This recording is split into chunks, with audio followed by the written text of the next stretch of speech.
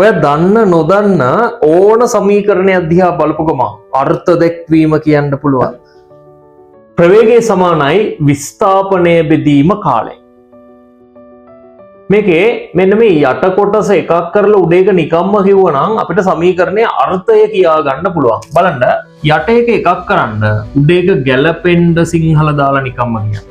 ප්‍රවේගය සමානයි විස්ථාපනය බෙදීම කාලය කියන්නේ ප්‍රවේගය අනුව යට එක එකක් කරන්න. ඒකක කාලයකදී සිදු කරන විස්ථාපනය. පීඩනය සමානයි අභිලම්බ බලය බෙදීම පුෂ්ඨ වර්ගඵලය. බලන්න යට එක එකක් කරන්න මොන පුෂ්ඨ වර්ගඵලයද? ඒකක පුෂ්ඨ වර්ගඵලයක් මත යෙදෙන බලයක් නම් යෙදෙනවා මොන ලම්බ බලයද? අභිලම්බ බලය. ඒකක පුෂ්ඨ වර්ගඵලයක් මත යෙදෙන අභිලම්බ බලය. බලන්න සමීකරණේ ඝනත්වය සමානයි ස්කන්ධ බෙදීම පරිමාව.